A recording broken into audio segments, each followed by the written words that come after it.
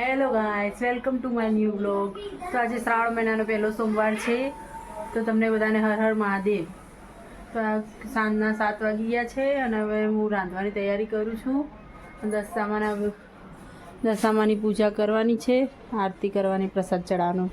પણ પહેલાં રાંધવાનું કરું. તો ગાઈસ આજે કારેલાની છીણ જે વધી હોય ને, કારેલાની છીણ એના ભજીયા બનાવવાના, એને નાખીને. તો ગાઈસ બ્લોગમાં બન્યા રહેજો, તમને કારેલાના ભજીયાની રેસીપી આપીશ.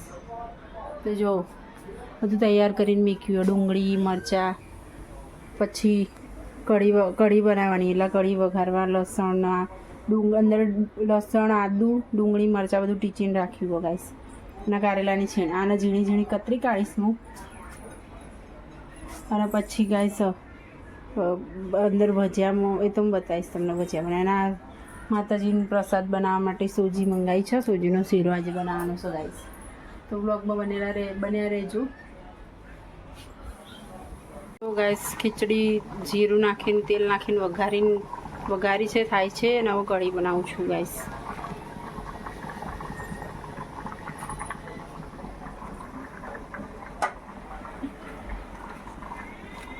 જો પહેલા બોમ્બ ફોડ્યો એવું કરે, વઘાર મારે કે બોમ્બ ફોડ્યો ઘરમાં. કંઈક આદુ ને મરચાં ને બધું પછી ભાત દૂધ પૂરો તો વળી ના જવાય. અચ્છા, ખાલી મીઠી લીમડીમાં જ ખાલી દૂધ જવાનું હતું એમ? બના વળી જાય તો ચાલો થોડું ચડવા દેવાનું. આમાં મેં આદુ, મરચાં, લસણ અને ડુંગળી ને ટીચી નાખી.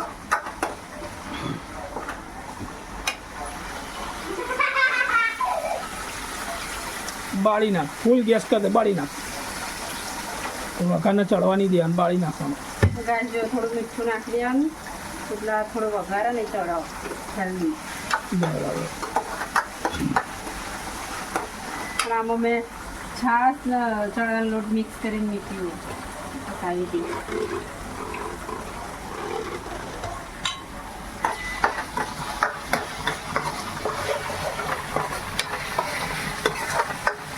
જો ભાઈ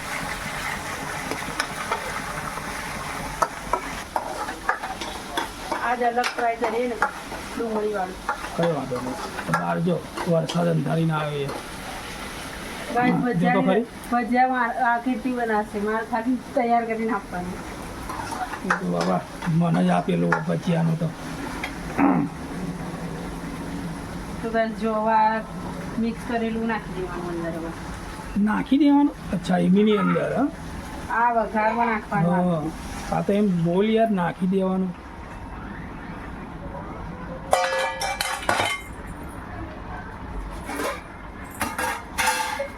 પછી આવી રીતે પાણી રેડીને બધું લઈ લેવાનું, અંદરથી ચોટેલું વેસ્ટ નહીં જવા દેવાનું.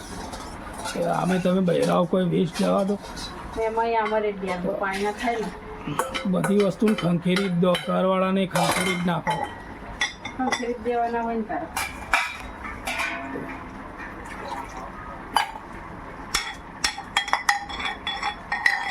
બહાર તો જો પણ હાલત તો જો અંધારી ના આવી. આવશે ફાસ્ટ વરસાદ.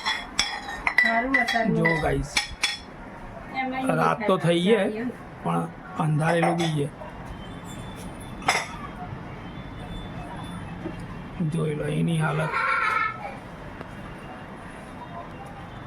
આ છે મેટ્રોનું સ્ટેશન, જે રાત્રે અહીંયા સૂઈ જવા આવે છે ટ્રેનો.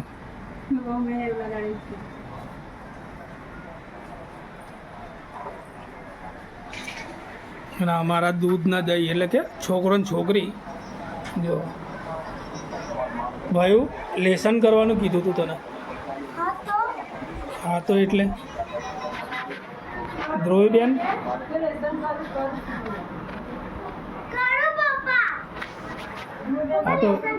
આ તો કરી દો.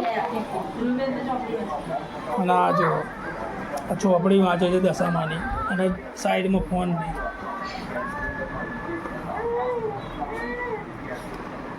જય ભોલેનાથ. જુઓ ગાઈસ, વરસાદ અંધારીને આવ્યો હતો અને ફૂલ એકદમ ફાસ્ટ. આજ તો તડાકા બોલાવવાનો ભાઈ. કાલે હાજર તો જાય તો ખાસ જો આગળનું પાછળનું કંઈ જોશે કે નહીં આજ તો વરસાદ ખબર નહીં પડતી. તો જો ગાઈસ અંદર મેં હળદર, ગરમ મસાલો, ધાણા જીરું અને ખાંડ નાખી દીધી. હવે ગાઈસ ફંડા આવે 2-3 ત્યાં સુધી થવા દેવાની. આ બાજુ ખીચડી થઈ જવા આવીએ ગાઈસ. જો કઢી કમેન્ટમાં કહેજો તમે કેવી રીતે કઢી બનાવો. આ મારી સ્ટાઇલ છે કઢી બનાવવાની.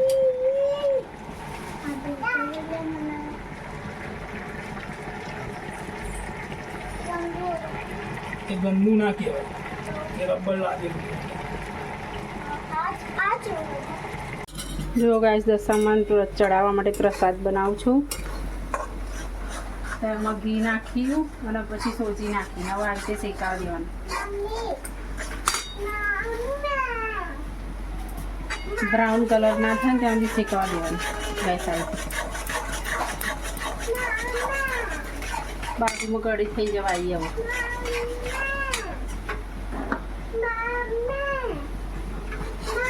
જો ગાઈસ રગડા જેવી કઢી.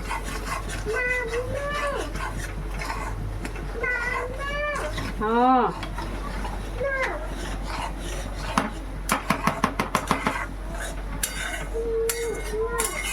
ગેસ થોડો ધીમો રાખવાનો ગાઈસ, એટલે બળી ના જાય.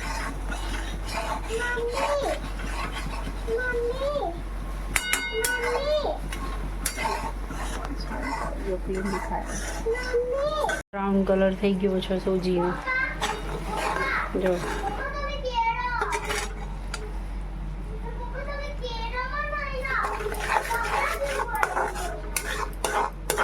હવે એમાં પાણી એડ કરી દેવાનું થોડું.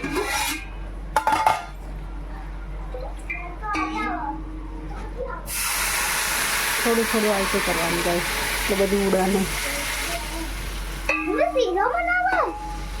હવે વધારે સામાન ચડાવવા પ્રસાદ.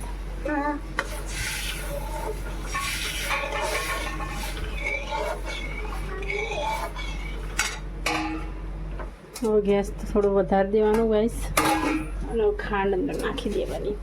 એટલે વધારે ગરમ થાય ને.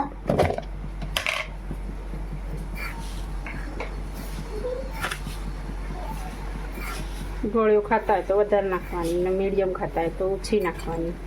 અમે બહુ ગળી નહીં ખાતા ગાઈસ, એટલે થોડીક જ નાખી મીડિયમ.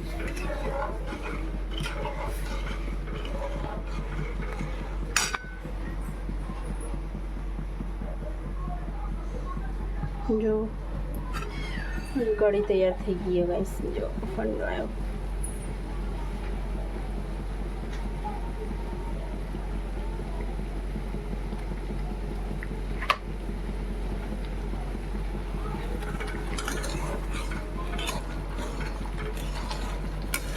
તો કાલે પહેલા દિવસે દશામાના મોહનથાળ બહારથી લાવીને ચડાવ્યો હતો ગાઈસ, અને આજે બીજો દિવસ છે તો આજે સોજીનો શીરો ઘરે. આજે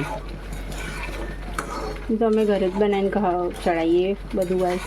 કાલે અમે બહાર ગયા હતા ને એટલા માટે બહુ મોડું થઈ ગયું. પણ આજે મોડું થઈ ગયું રાંધવામાં. તો દિયાબત્તી કરવાની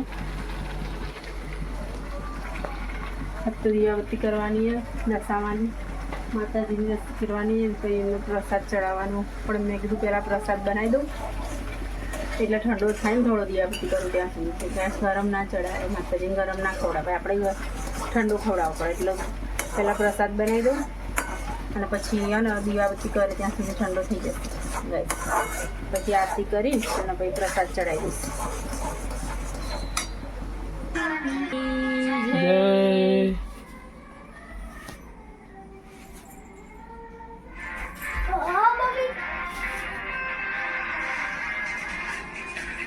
બંધ કરી દો. તો ગેસ આરતી કરી નાખી લો. તમને બી આરતી આપું દશામાની. અને આજે દશામાનો શીરો બનાવ્યો છે પ્રસાદનો.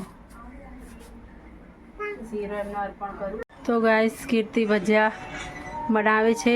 ગાર તૈયાર કરી દીધો છે, ચણાનો લોટ મીઠું નાખીને. અને હવે મરચાંના પાડો પહેલાં મરચાંના બનાવો પહેલાં.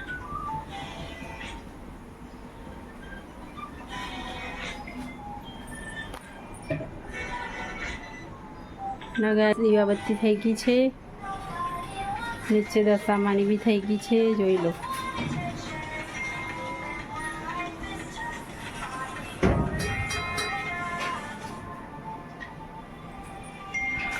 આ ગરમ મરચા વાળા ભજીયા ખાવા આવી જાઓ.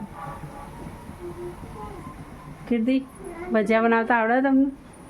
હા, શીખી લઉં તમારા રાજમાં. આમ જોયો ગાઈસ, કીર્તિ જ બનાવો, હું બધું તૈયાર કરીને આપું એમને, એટલે પછી એમને બનાવી દઈ. ગાઈસ આવી હતી.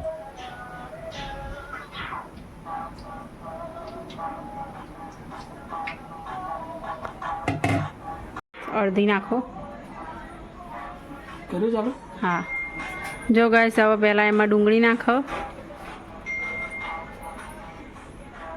પહેલાં મરચાંના પાડ લીધા, હવે ડુંગળી નાખીને અને આ કારેલાની જે છીણ હતી ને એને મેં કતરી નાખી નાની નાની, અને હવે એમાં નાખી દેશે. જો ગાઈસ,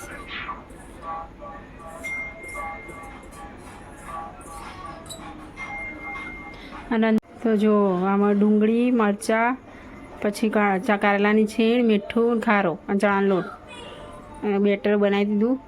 અને હવે ભજીયા પાડશે કીર્તિ.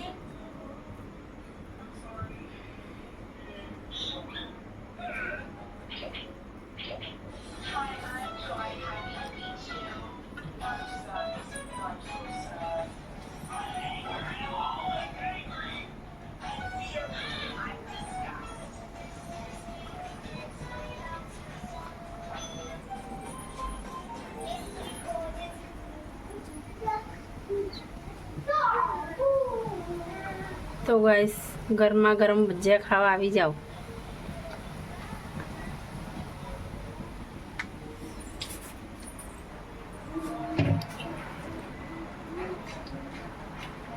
કીર્તિ, બોલો. બરાબર બનાવજો ભજીયા, ટેસ્ટી ટેસ્ટી. હવે ના ગમે તો પૈસા પાછા. અમે એક પ્લેટ તો ખાઓ. તો ગાઈસ, વરસાદ તો બહાર ચાલુ હો, અને અહીંયા ગરમા ગરમ ભજીયા બને છે. ગરમા ગરમ ભજીયા બને છે તો હું રોટલી બનાવી દઉં, પછી ખાવા બેસી એટલે મળીએ. તો ગાઈસ, જમવાનું તૈયાર થઈ ગયું છે. આ ગરમા ગરમ કઢી, ભજીયા, મરચાંના ટીકડી, પડછાયો પડે ત્યાંથી કરજો દેખાય. ભજીયા ગરમા ગરમ, ટીકડીના, મરચાંના, ખીચડી જીરું નાખીને વઘારેલી, અને આ શીરો. તો ગાઈસ, આવી જાઓ જમવા. લાવો ચલો ટાંકો આવો બધું.